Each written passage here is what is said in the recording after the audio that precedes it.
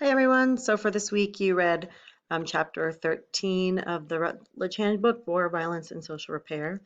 And I just want to, I'm not going to cover too much from the case studies because we're going to discuss those on the discussion board, but I just wanted to highlight a couple things that I thought were important.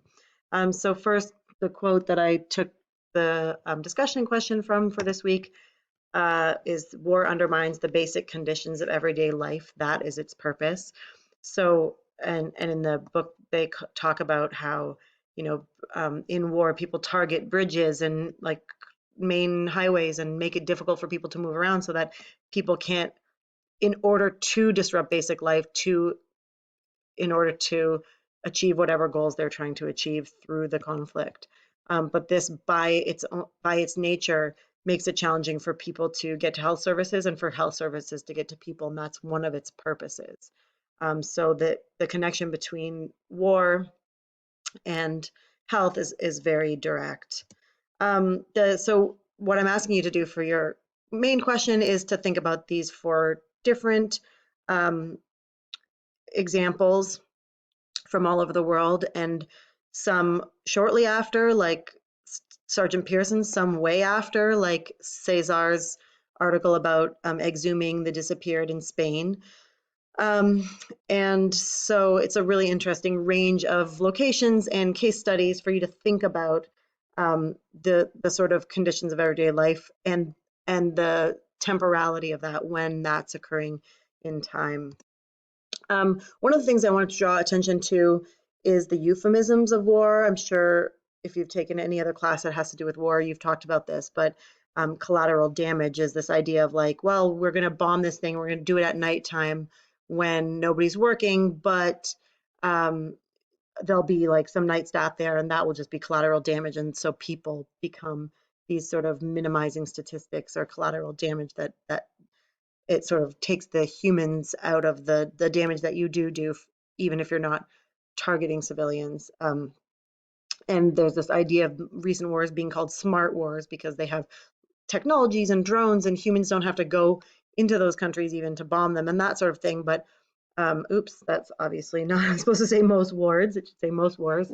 But the quote from the book is most wars fought in the early 21st century are not smart. They involve nasty direct assaults on populations and their places of residence. So I think it's important to think about like the discourse and the kinds of words that people are using to talk about war and how that masks the human suffering and the damage and the lives that are lost because of it. So we obviously can't do this brainstorm in person right now, but I just wanted to draw attention to there's all sorts of ways that war impacts the health of a people, and it differs based on whether the war is occurring, if you're at the beginning of it, the middle of it, the end of it, and then long after it, either right afterwards, 10, 15 years afterwards, or in the case of Spain, many, many decades afterwards, and exhuming the bodies of those who were disappeared. And it's going to have different impacts on soldiers, on healthcare personnel, and on civilians. And so it would be interesting to sort of think through all the different health effects of war and like put them where they go on this chart in relation to both time and population, or what kinds of people we're talking about.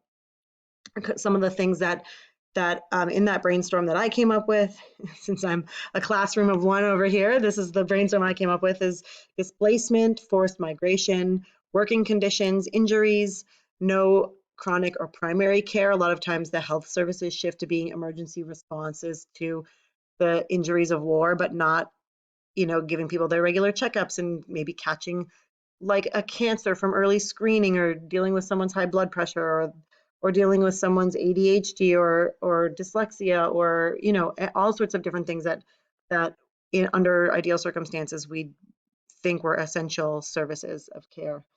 Um, a lack of supplies is always a problem, partly because they get used up, partly because of the targeting of infrastructures so that shipments of things can't get in. Poverty, malnutrition, post-traumatic stress disorder. So those are all things that could go in multiple places and times across that timeline that we are talking about back here. And that is all I'm going to say for this week, because I'm hoping we can explore some of the nuances of the different case studies, um, over the discussion board post. So I hope you have a great weekend, day, whenever you happen to be watching this, whatever is coming up for you next. I hope it's great. Maybe you're going to bed now. And in that case, good night. Talk to you later.